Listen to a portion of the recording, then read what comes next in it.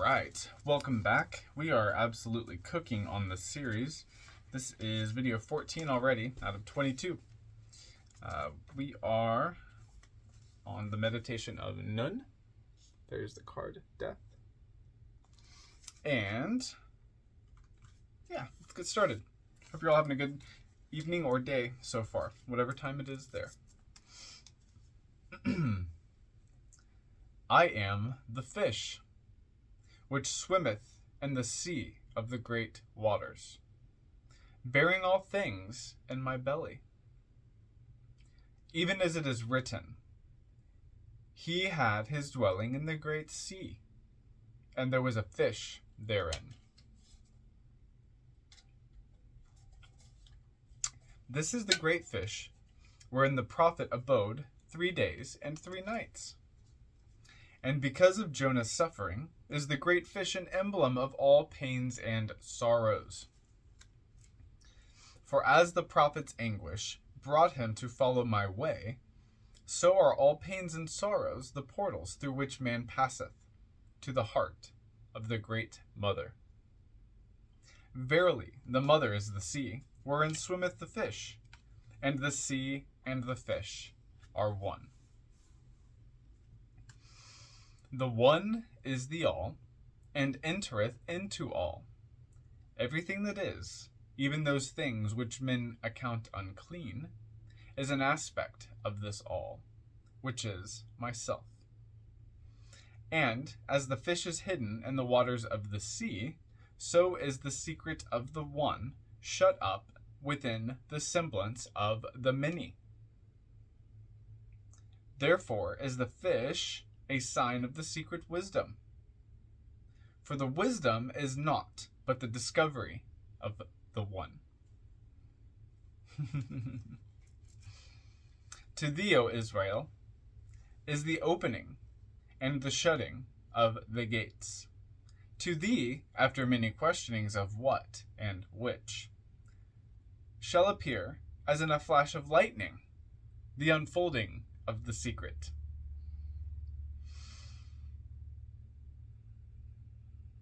That dazzling whiteness, too brilliant to be borne by mortal eyes, lighteth the path of every blessed one who attaineth to immortality.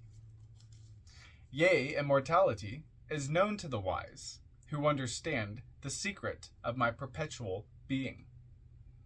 The secret whereof the fish concealeth, and revealeth the mystery.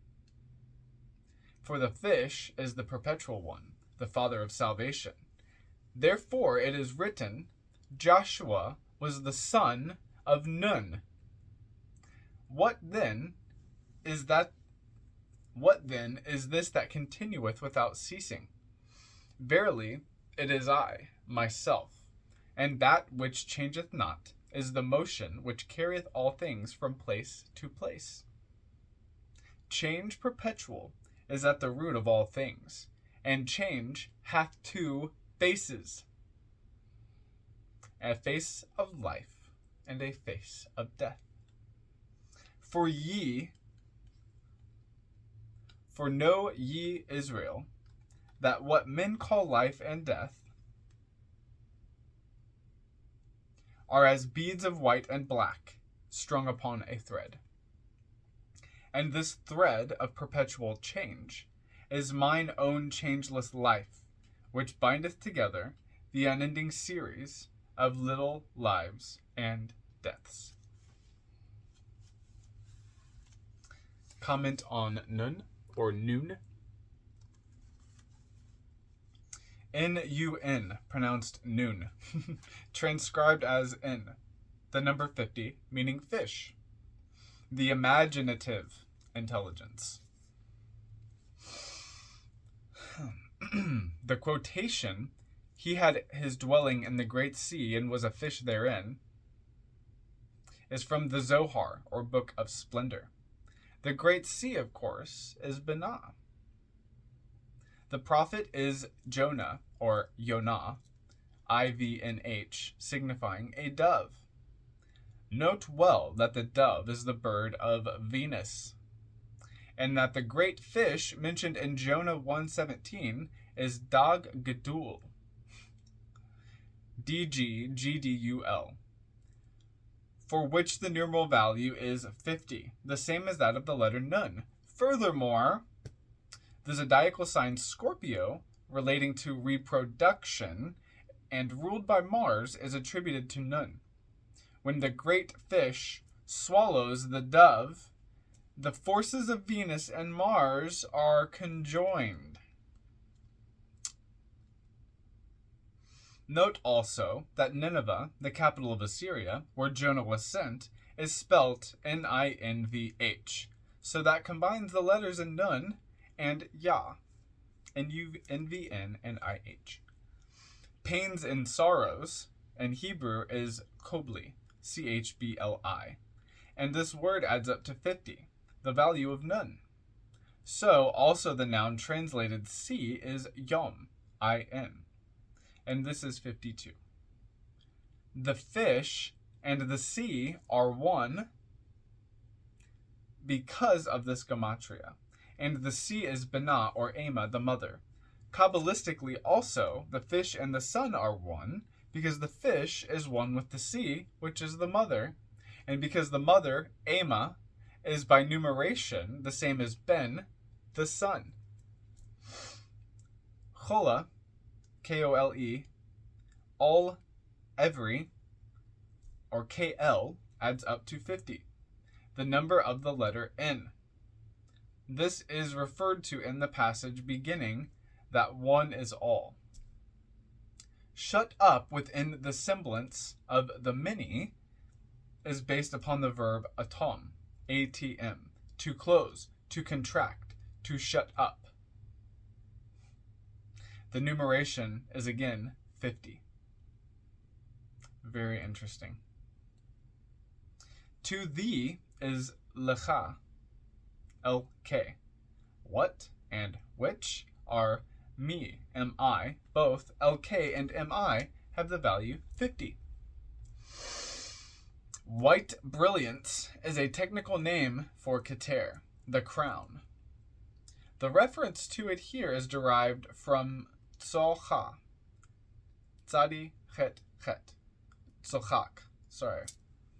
To glare, to be bright, to be dazzling white, the word adds up to 106, the value of the letter name Nun. The book of Exodus says that Joshua was the son of Nun. His father's name signifies perpetuity. Joshua means the nature of reality is to liberate. The name Jesus is a variant of Joshua. Concerning the doctrine and the succeeding portion of this section, the following comment was given at the time the outline of the text was first received. The attribution of motion to Nun becomes more intelligible when it is remembered that the older philosophers used the term motion to designate what now is more commonly called change. Thus, Aristotle enumerates 4 kinds of motion. First, change of position. Second, generation and dissolution. Third, alteration. And fourth, increase and decrease. Nun refers most particularly to the phenomena of generation, as you will see by our remarks on the significance of Scorpio. Outwardly, generation presents the appearance of dissolution, a fact noted by many philosophers and pithily expressed by St. Paul's remark, "That which thou sowest is not quickened, except it die." The remarks on Scorpio were, in part, as follows. The imaginative intelligence attributed to the letter Nun is a specialization of the image-making faculty inherent in the universal consciousness. As manifested in human mentation, it is the force by means of which man transforms his environment, and hence it is essentially destructive in its effects upon existing conditions, for it destroys the old to build up the new. In this connection, observe that Scorpio is the house of Mars by night. in contrast to Aries, which Mars rules by day. In the tarot, Nun corresponds to death, while He, the letter corresponding to Aries, is attributed to the Emperor. Death is the ruler of form and the world of formation, as the Emperor is the ruler of the creative world. That is to say, all forms must change, and what changes them is imagination.